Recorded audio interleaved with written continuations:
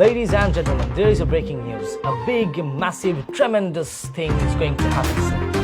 And you will not believe what's going to happen. এক second Nasir, আমাদের তো একটা স্পিকিং টেস্ট দেওয়ার কথা এখন, রাইট? Right.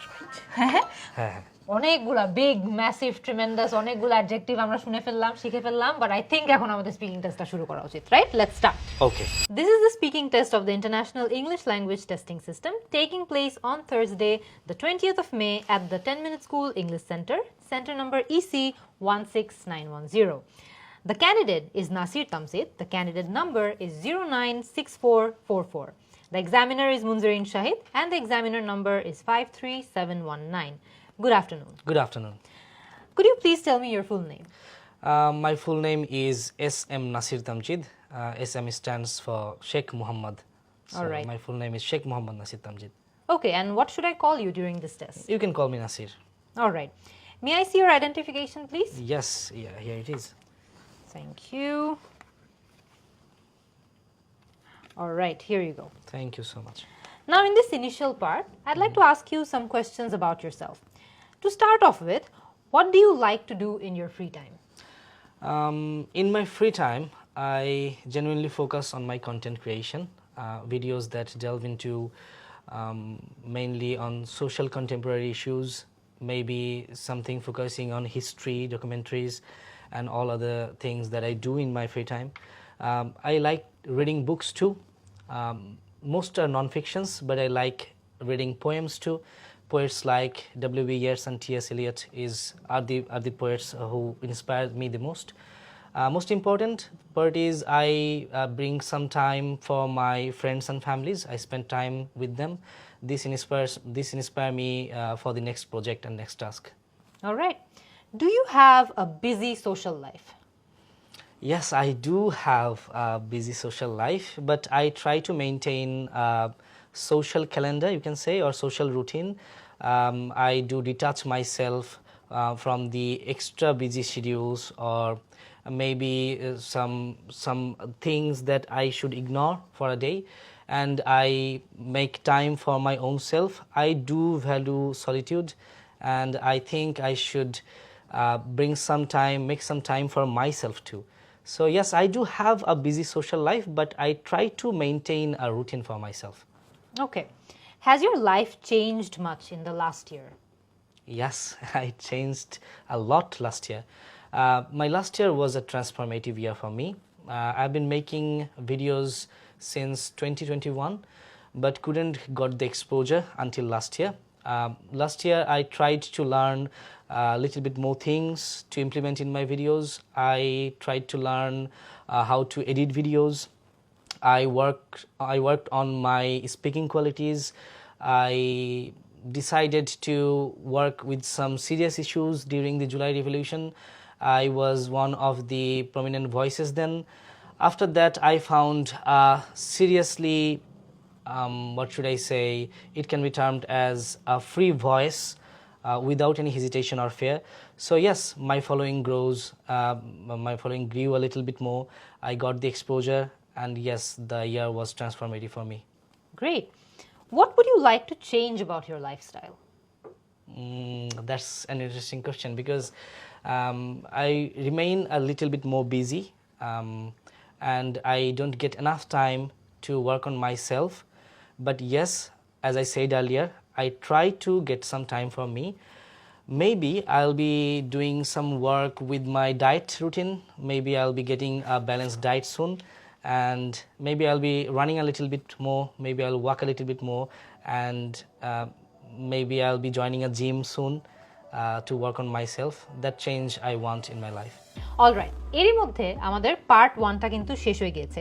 পার্ট 1-এ আমরা জানি আমাদেরকে আমাদের দৈনন্দিন জীবনের উপর বেস করে কিছু কমন প্রশ্ন করা হয়, সিচুয়েশনস যেগুলো আমরা খুব বেশি ফেস করি। সো যেমন আমরা নাসিরকেও কিন্তু জিজ্ঞেস করেছি যে তার পাস্ট এই 1 বছর কেমন গিয়েছে, তার ওভারঅল লাইফস্টাইল কেমন, সে তার লাইফস্টাইল সম্পর্কে কি চেঞ্জ করতে চায়, etcetera. So these are situations বা দিজ আর টপিকস যেগুলো কিন্তু আমরা খুব কমনলি আমাদের লাইফে ফেস করে থাকি, এবং এটার উপর বেস করে ওকে প্রশ্ন হয়েছে।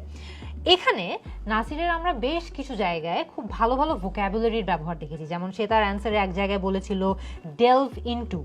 ডেলভ ইনটু যেই ফ্রেজটা আছে, এটার অর্থ কিন্তু হলো যে একটা ম্যাটারকে আরেকটু ডিপলি, আরেকটু গভীরভাবে পর্যবেক্ষণ করা বা এক্সপ্লোর করা। সো ডেলভ ইনটু, যখন আপনারা খুব ডিপলি কোনো একটা জিনিস নিয়ে কাজ করতে চাচ্ছেন, রিসার্চ করতে চাচ্ছেন, এরকম বেসিক ওয়ার্ডস না ইউজ করে আপনারা ডেলভ ইনটু বলতে পারেন। আরেকটা জায়গায় আমরা দেখেছি সে কন্টেম্পোরারি ইস্যুস বলেছিল। So this is a very nice word to use as well. আপনারা কিন্তু অনেক সময় দেখা যায় যে মডার্ন ইস্যুস বলেন, বা দেখা যায় এখনকার দিনের যেই রিসেন্ট ইনসিডেন্টসগুলো আছে এগুলো নিয়ে কথা বলার জন্য রিসেন্ট বা মডার্ন এগুলো ইউজ করাটা ভুল না, বাট এগুলোর পরিবর্তে আপনারা যদি কন্টেম্পোরারির মতো ওয়ার্ড ইউজ করেন, এটা আপনার ওভারঅল স্পিচকে আরো অনেক অ্যাডভান্স শোনাবে। So that was good. একটা জায়গায় আমরা দেখেছি সে আরেকটা ওয়ার্ড ইউজ করেছে, সেটা হচ্ছে সলিটিউড। সো সে বলেছিল সে যদিও তার সোশ্যাল লাইফ অনেক ব্যস্ত থাকে, ফ্রেন্ডস অ্যান্ড ফ্যামিলি সবাইকে নিয়ে, সে সলিটিউডটাও এনজয় করে। সো আমরা অনেকেই কিন্তু আছি যে একা থাকতে পছন্দ করি, বা এই যে একাকিত্বটা আছে এটা আমাদের প্রয়োজন হয়। সো এটাকে কিন্তু আমরা খুব সুন্দর করে সলিটিউড ওয়ার্ডটা দিয়ে এক্সপ্রেস করতে পারি, ঠিক নাসির যেভাবে করেছে। আরেকটা জায়গায় সে বলেছে তার ওভারঅল লাস্ট ইয়ারটা খুবই ট্রান্সফরমেটিভ ছিল। সো আবারও চিন্তা করে দেখেন, খুব সুন্দর করে কিন্তু বলা যেতে পারতো, বা নর্মালি চাইলে কিন্তু এভাবেও বলা যেতে পারতো যে লাস্ট ইয়ারটা আমার জন্য লাইফ চেঞ্জিং ছিল। লাইফ চেঞ্জিং বললেও কোনো সমস্যা নাই, but transformative is a word again, যেটা আপনার ওভারঅল অনেকগুলো মিনিং এক্সপ্রেস করা যায় একটা ওয়ার্ড দিয়ে। মানে আপনারা জাস্ট ট্রান্সফরমেটিভ ওয়ার্ডটা দিয়ে কিন্তু অনেক কিছু বুঝিয়ে ফেলছেন, যে আপনাদের জন্য এই ইয়ারটা অনেক ইউনিক ছিল, এই ইয়ার আপনার সাথে অনেক নতুন নতুন জিনিস ঘটেছে যেগুলো আপনার জন্য লাইফ চেঞ্জিং ছিল। সো একটা ওয়ার্ড দিয়ে অনেকগুলো মিনিং এক্সপ্রেস করা যাচ্ছে। So that was a very good thing. আচ্ছা, এবার আসি ওভারঅল নাসিরের জন্য কয়েকটা জায়গায় ফিডব্যাক রয়েছে আমার এন্ড থেকে। সো নাম্বার 1 হলো পার্ট 1-এ আমরা কিন্তু এত লেন্দি আনসার্স এক্সপেক্ট করি না, বা এক্সামিনার এত লেন্দি আনসার এক্সপেক্ট করে না। নাসিরের একটা খুব বড় প্লাস পয়েন্ট ছিল যে ওর অ্যান্সার্সগুলোতে সে খুব সুন্দর তার real life example, real life experiences থেকে সে তার অ্যান্সারগুলোকে খুব সুন্দর করে বিল্ড করতে পারছে। আই এম শিওর যে এই কোয়ালিটিটা ওকে পার্ট 3-তে গিয়ে, পার্ট 2-তে গিয়ে অনেক হেল্প করবে। বাট পার্ট 1-এ এক্সামিনার কিন্তু চায় যে আমরা আমাদের অ্যান্সারটা সিম্পল রাখি, 2 to 3 সেন্টেন্সেস আর এনাফ। আবার এর থেকে বেশি ছোট করে ফেললে কিন্তু মার্ক কাটা যাবে। সো একটু এখানে চিন্তা ভাবনা করে আমাদের অ্যান্সারটা বিল্ড করতে হয়। আমরা ছোট ছোট কয়েকটা জায়গায় নাসিরের সেলফ কারেকশনের টেন্ডেন্সি দেখেছিলাম, বাট এটা যদিও খুব বেশি ছিল না। একটা জায়গায় যেমন সে একবার বলেছিল মাই ফলোয়িং গ্রোজ, বাট সাথে সাথে সে আবার বলে দিয়েছে নিজেকে কারেক্ট করে মাই following grew.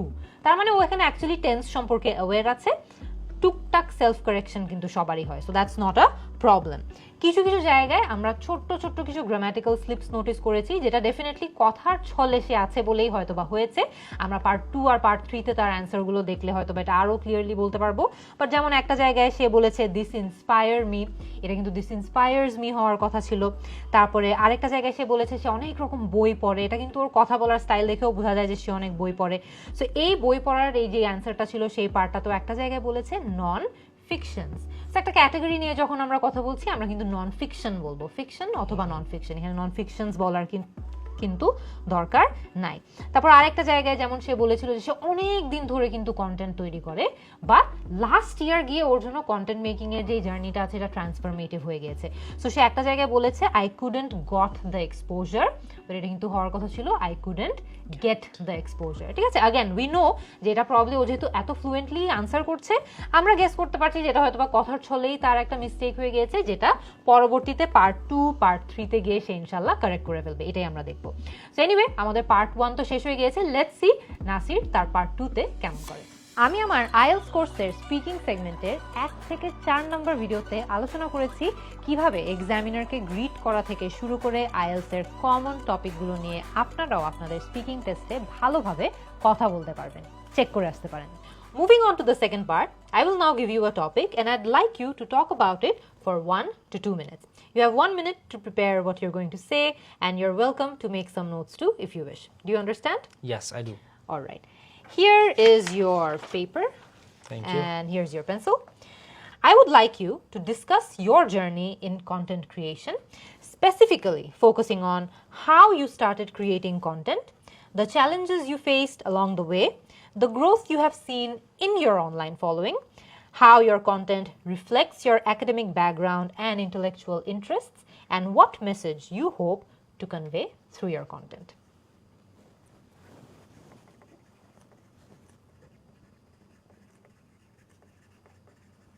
You will have 2 minutes to speak, and I will let you know when your time is up. Can you start speaking now, please? Thank you so much for giving me the floor. Speaking of my content creation journey, I'd like to talk about a few more things. I think I started my journey with an urge of speaking for the people whose voices are systematically silenced by the people whom we called oppressors of the country, of the society, of the modern paced world. And I'd like to talk about a little bit of story of mine. That is, when I was a first year student in my university, I was reading in University of Dhaka and in Department of English. I get to know a lot of poets, a lot of scholars, thinkers, philosophers. With their theories, with their learnings, I got a new exposure that is what I call a new enlightenment in my mind. That is to think about the people, that is to be more empathetic, more, what should I say, that is, I learned to think and see the world with an unique lens of mine in my mind, and that helped me to create the urge in my mind to speak for the people. I started sitting in front of the camera, started talking what I learned, and I wanted to deliver my audience the exact learning what I get through my education and my background. However, the journey was not that smooth. There always have been challenges. There are two challenges I would like to mention. The first one is self-doubt, and the second one is negative feedbacks. Yes, self-doubt is important because my contents are not what we call the entertainment stuff on social media. So I had always an anxiety in my mind, that is whether my contents would stood up or not. However, I dealt with the negative feedbacks too. It was important for me to develop myself. Talking about the features I learned in my mind, I would always like to say that is my background knowledge or my department helped me a lot in learning and executing the things I talk about in my content. And the thing I would like to convey a message that is thinking of serious issues and stupid stuffs are equally important, because failing is important too, and failures are the real pillars of success. However, the last message would be the time can be so hard, never stop, always moving on. Thank you. Alright, এরই মধ্যে কিন্তু আমাদের part 2টাও শেষ হয়ে গেছে। Part 2তেও কিন্তু আমরা বরাবর দেখেছি যে বেশ কিছু জায়গায় নাসিরের কিন্তু অ্যাডভান্সড ওয়ার্ডস এর ইউজেসটা আছে। সো আমরা জানি যে লেক্সিক্যাল রিসোর্স আমরা যদি আমাদের মার্কটা বজায় রাখতে চাই, তাহলে আমাদের রেলেভেন্ট অ্যাডভান্সড ওয়ার্ডস ইউজ করতে হবে। সো সে তার আনসারই কিন্তু স্টার্ট করেছিল with a very nice sort of a phrase, যেখানেও বলেছে সিস্টেম্যাটিক্যালি সাইলেন্সড, যারা তাদের জন্য সে কাজ করতে চায়।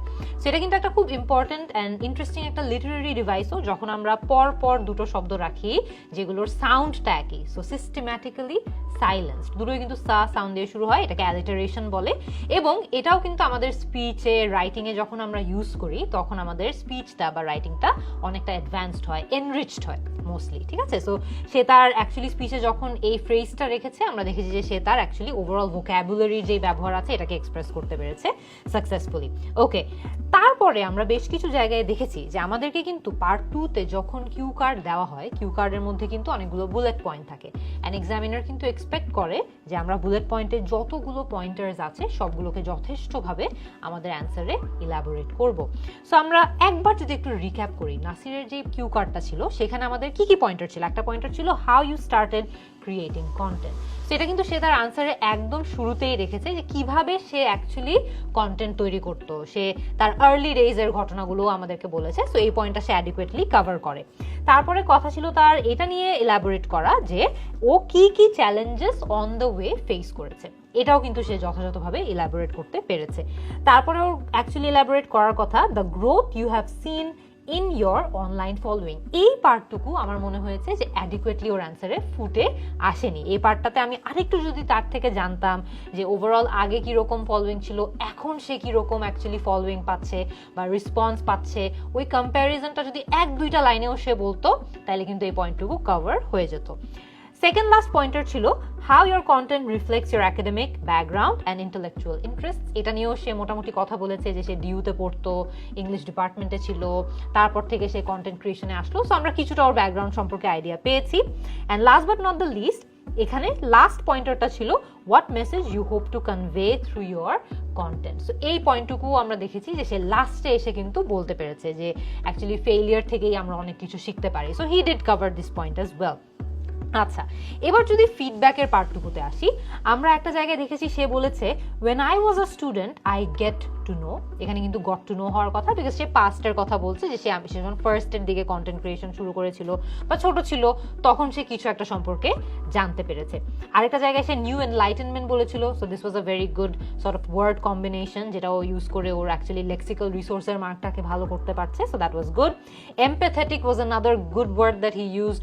আমরা কিন্তু চাইলেই এখানে সিম্পল ওয়ার্ডস ইউজ করে এক্সপ্রেস করতে পারি, বাট এমপ্যাথেটিক ইউজ করলে আবারও কিন্তু একটা ওয়ার্ড দিয়ে আপনারা মাল্টিপল মিনিং এক্সপ্রেস করতে পারছেন, যে someone who actually sympathises with your pain, but also sympathy আর এমপ্যাথির মধ্যে কিন্তু পার্থক্য আছে।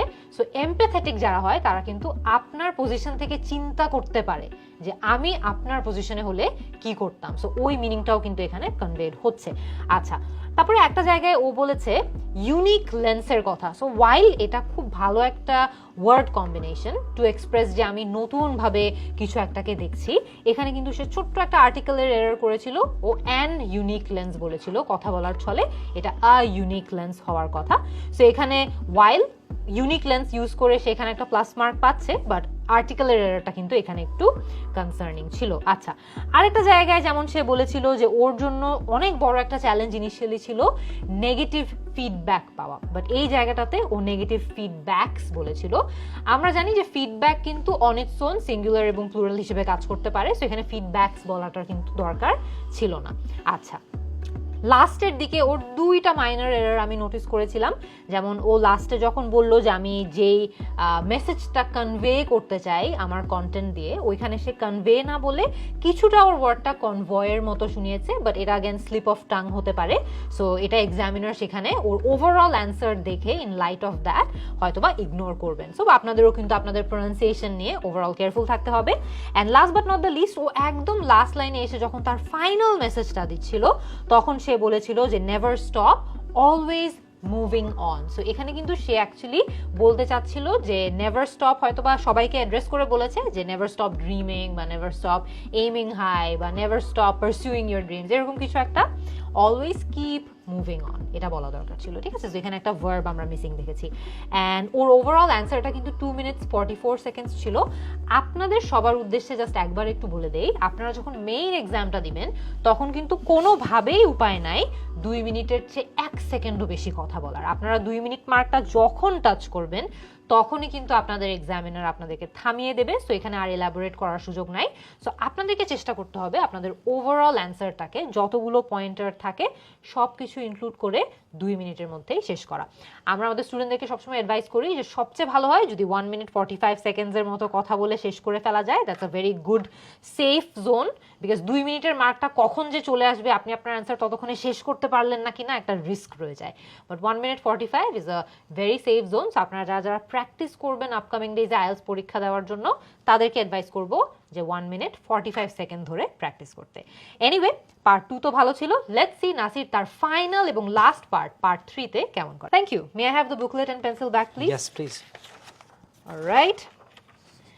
So you've just told me about your content creation journey. Let's broaden our discussion with some general questions related to your area of work and your audience's impact. So firstly, do you think activities like writing books or making music can change a young person's life? And how has it changed yours? Right, I do believe doing creative stuffs and creative things changes a person's mind, especially the young persons who do a lot of creative things. Maybe just like you mentioned, writing a book or reading a book could be also an entertaining or what should I say, creative task too.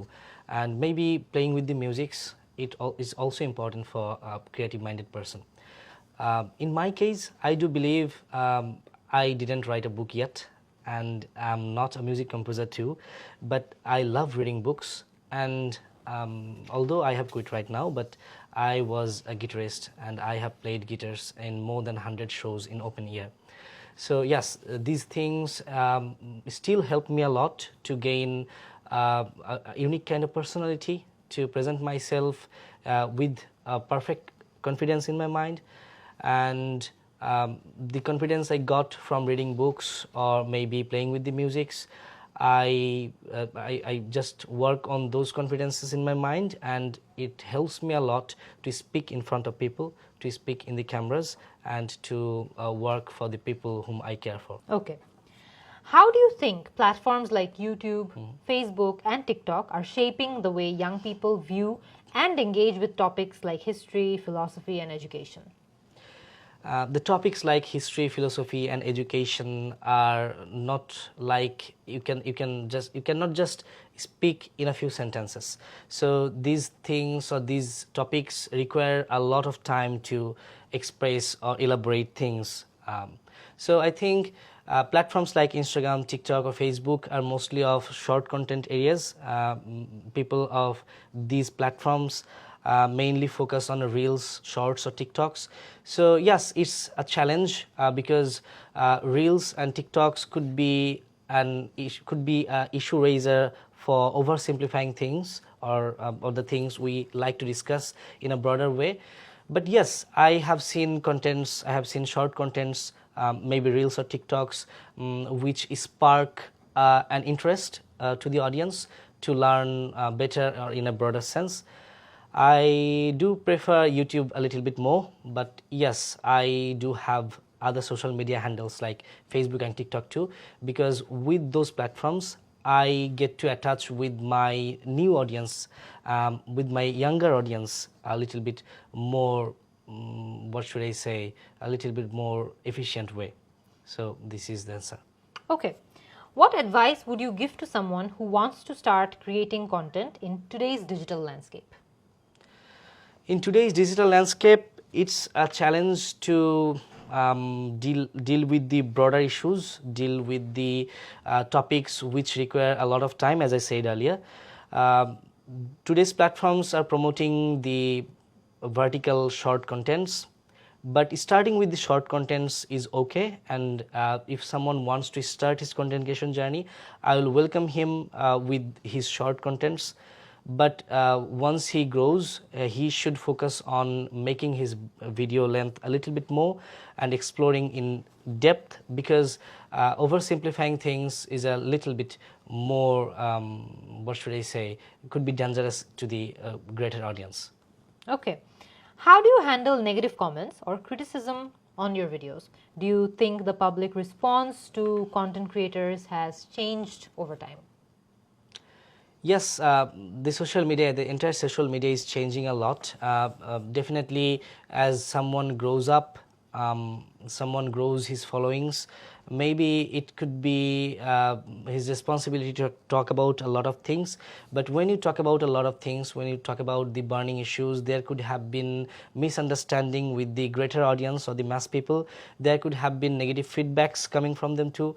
But yes, dealing with negative feedback is an important issue for the content creators or the people who wants to be a social media influencer.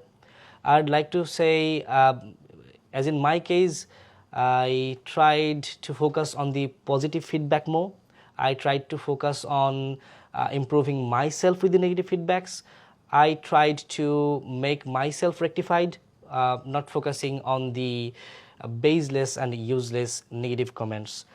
Would be a trick that I followed in my journey, and I still follow it. Okay. What role do you think content creators will play in shaping global conversations in the future? In shaping global conversations in the future, there are a lot of scopes for the content creators to do so, because mainstream medias are failing a lot. They are skipping the things or the issues that could be discussed in a serious way. Where the social media content creators are independent, they are not liable to any company or somewhat things. So they have the freedom of expression, and they are doing so. As a content creator in this present age, I think I have the duty to do so, and I am trying myself to improve a lot from a person sitting in front of the camera in just a small room. I dream of becoming an independent journalist, maybe in future an international journalist, speaking for the people who are suppressed in different regions and areas of the world. So yes, being a content creator as I dream so, I think there are opportunities for the content creators to work globally and connecting people together. Thank you very much, Nasir. This concludes your IELTS speaking test. Thank you so much. Alright, এরই মধ্যে কিন্তু আমাদের part 3টাও শেষ হয়ে গিয়েছে। Part 3তে আমরা জানি আমাদেরকে যে প্রশ্নগুলো করা হয় সেগুলো আমাদের অ্যাট লেন্থ ইলাবোরেট করতে হয়, অর্থাৎ পার্ট 1 এর কোয়েশ্চেন্সগুলোর চেয়ে পার্ট 3 এর কোয়েশ্চেন্সগুলো এখানেই ভিন্ন, যে এখানে কিন্তু আমাদের আনসারগুলো 4 থেকে 5 লাইনস ইউজ করে একটু এলাবোরেটলি এক্সাম্পল দিয়ে আমাদের আনসারগুলো দিতে হয়। সো এখানে আমরা দেখতে পেরেছি যে নাসিরের এই বেস্ট প্র্যাকটিসটা কিন্তু ছিল, সে ওভারঅল যতগুলো প্রশ্ন ফেস করেছে সবগুলো নিজের লাইফের example, past, present, future example সব কিছু থেকে নিয়ে এসে দিয়েছে। So that was very very good. আচ্ছা, তারপরে আমরা বেশ কিছু জায়গায় এখানেও দেখেছি যে সে খুব অ্যাডভান্সড ওয়ার্ডস ইউজ করেছে যেগুলো তার লেক্সিক্যাল রিসোর্সের মার্ককে ভালোভাবে ইম্প্যাক্ট করবে। যেমন এক জায়গায় সে বলেছে রেকটিফাইড। সো অফকোর্স আমরা চাইলেই কারেক্টেড বলতেও পারি, কিন্তু কারেক্টেড না বলে কোনো একটা জিনিসকে ফিক্স করাকে যখন আমরা রেকটিফাই করা বা রেকটিফাইড বলি তখন ওটা আরেকটু অ্যাডভান্সড শোনায়। তারপরেও বেশ কিছু জায়গায় ইন্টারেস্টিং কিছু ওয়ার্ড প্লেসমেন্ট করেছে, যেমন একটা জায়গায় সে বলেছিল যে সে চায় না যে কন্টেন্ট ক্রিয়েটার্সরা জিনিসপত্র ওভার সিম্পলিফাই করুক। সো ওভার সিম্পলিফাই করার অভ্যাস থেকে আমাদেরকে বের হয়ে আসতে হবে। সো এখানেও কিন্তু একটা ভালো ওয়ার্ড সে ইউজ করেছে। তারপরে সে আবারও এখানে এক জায়গায় বলেছিল যে একটা জায়গায় একটা ইন্টারেস্ট স্পার্ক করা বা একটা জায়গায় কোনো একটা কাজ করার পিছনে মোটিভেশন স্পার্ক করা। So again spark is a very good word to use here, ঠিক আছে? সো এটা আমাদের মাথায় রাখতে হবে। আমরা এখানে নাসিরকে যতগুলো প্রশ্ন করেছি সবগুলো প্রশ্নের মধ্যে একটা জায়গায় আমার মনে হয়েছিল যে ও ছোট্ট একটা এরর করেছে, যে এখানে সে বলেছে প্লেইং উইথ দ্য মিউজিকস। ও কিন্তু এই জায়গাটাতে প্রবলেম মিন করেছিল যে প্লেইং সাম মিউজিক্যাল ইনস্ট্রুমেন্টস। সো এটা হয়তো বা হতো, বাট ওই জায়গাটাতে কথার ছলে কিন্তু একটা ছোট মিস্টেক করে ফেলেছে। ওভারঅল আমি ছোট ছোট জায়গায় মাইনর কিছু গ্রামাটিক্যাল স্লিপস নোটিস করেছি। যেমন একটা জায়গায় সে বলেছিল সামওয়ান গ্রোজ হিজ ফলোয়িংস, এটা কিন্তু ফলোয়িং হওয়ার কথা। তারপরে আরেকটা জায়গায় বলেছে I have played guitars in more than 100 shows. এটাতে যদিও কিন্তু গ্রামাটিক্যালি চিন্তা করে দেখলে গ্রামাটিক্যালি ভুল না, বাট এটাকে যদি একটু ডিফারেন্টলি বলতো যে I have played the guitar in more than 100 different shows, তখন ওটা আরেকটু স্পেসিফিক শোনাতো বা আরেকটু বেটার শোনাতো, ঠিক আছে? তারপরে একটা জায়গায় সে বলেছে টু স্প্রেড দ্য অ্যাওয়ারনেস। এখানে কিন্তু ডেফিনিট আর্টিকেলের দরকার নাই, সো সেখানে চাইলেই বললে আরও বেটার হতো যে টু স্প্রেড অ্যাওয়ারনেস। ও অ্যাকচুয়ালি কন্টেন্টগুলো তৈরি করে যাতে বিভিন্ন গ্লোবাল, ইন্টারন্যাশনাল, ন্যাশনাল ইস্যুস সম্পর্কে সে অ্যাওয়ারনেস স্প্রেড করতে পারে। সেখানে definite article was not needed. আচ্ছা, আরেকটা জায়গায় সে যেমন বলেছে to speak up for people who follows you. এখানে কিন্তু ফলো হওয়ার কথা, যেহেতু প্লুরাল সাবজেক্টের কথা হচ্ছে পিপল। সো এই জায়গাটাতে আমাদের একটু কেয়ারফুল থাকতে হবে। ওভারঅল ওর অ্যান্সারে আমরা দেখেছি যে সে খুব বেশি ফিলার ওয়ার্ডস ইউজ করে না। একটা দুটা জায়গায় যখন সে ইউজ করতো তখন ইট ওয়াজ মোস্টলি বা আ। সো এখানে আমি ওকে অ্যাডভাইস করবো যে ও যদি একটু ট্যাক্টফুলি হয়তো বা বা আ না বলে ও জাস্ট একটু ফিলার সেন্টেন্সেস বা ফিলার ফ্রেজেস ব্যবহার করে ফেলে তাহলে আরেকটু বেটার হবে। যদিও আমরা তার অ্যান্সারে কিন্তু খুব বেশি এক্সটেন্সিভ ইউজেজ অফ ফিলার ওয়ার্ডস দেখি নাই। ওকে যে অ্যান্সারগুলো বা যে কোয়েশ্চেনগুলো করা হচ্ছিল সবগুলো কোয়েশ্চেনই কিন্তু খুব স্পন্টেনিয়াসলি উত্তর করতে পারছিল। মানে এমনটা না যে সে অনেক বেশি সময় নিয়ে চিন্তা করছে, একটা লাইন বলার পর আবার অনেকক্ষণ চিন্তা করছে তারপরে বলছে, এমন কোনো কিছুই কিন্তু হচ্ছে না। সো আপনাদেরও কিন্তু যখন আপনারা অ্যান্সারটা দিবেন, স্পেশালি পার্ট 3-তে, মেক শিওর যে নিজেদের লাইফ থেকে এক্সাম্পল নিয়ে দেন বা নিজেদের ওভারঅল এক্সপিরিয়েন্সেস থেকে এক্সাম্পল নিয়ে দেন, তাহলে এই পার্টের প্রশ্নগুলো ইলাবোরেট করতে আপনাদের অনেক বেশি হেল্প হবে। হোয়াট হ্যাপেন্স যদি আপনারা এমন কোনো কোয়েশ্চেন ফেস করেন যেটা নিয়ে আপনাদের কোনো আইডিয়াই নাই, তাহলে good thing to do is আপনি ফার্স্টে প্রশ্নটা নিয়ে একটু চিন্তা করেন, দেখেন যে আপনার লাইফের কোন অ্যাসপেক্টের সাথে সেটাকে একটু হলেও রিলেট করা যায় এবং সেটার সাথে রিলেট করে হয়তো বা কোয়েশ্চেনের প্রিমাইসটাকে একটু মডিফাই করে নেন। বেশি চেঞ্জ করার দরকার নেই, বিকজ তাহলে আবার আপনার আনসার অফ টপিক শোনাতে পারে। সো এটা একটা টিপ আপনারা মনে রাখতে পারেন। Overall this was a great speaking test and I hope আপনারা এই ওভারঅল স্পিকিং টেস্ট থেকেও অনেক কিছু শিখতে পেরেছেন। আইএলটিএস স্পিকিং টেস্টে ভালো করতে হলে কিন্তু আপনাদের 3টা সেগমেন্ট, পার্ট 1, পার্ট 2 এবং পার্ট 3 তিনটাতেই কিন্তু ভালো করতে হবে। এবং আমি আমার কোর্সে কিন্তু ঠিক এটাই স্টুডেন্টদেরকে শেখানোর চেষ্টা করেছি যে পার্ট 1 কিভাবে উত্তর করতে হয়, পার্ট 2 কিভাবে উত্তর করতে হয় এবং পার্ট 3 তে কিভাবে আপনি ভালোভাবে স্মার্টলি ফ্লুয়েন্টলি অ্যান্সার করতে পারেন আপনার কাঙ্ক্ষিত আইএলটিএস স্কোরটি সিকিউর করার জন্য। আমার কোর্সে ভর্তি হতে বা আমার কোর্স সম্পর্কে আরও বিস্তারিত জানতে ভিজিট করুন কমেন্টে দেওয়া লিঙ্কে।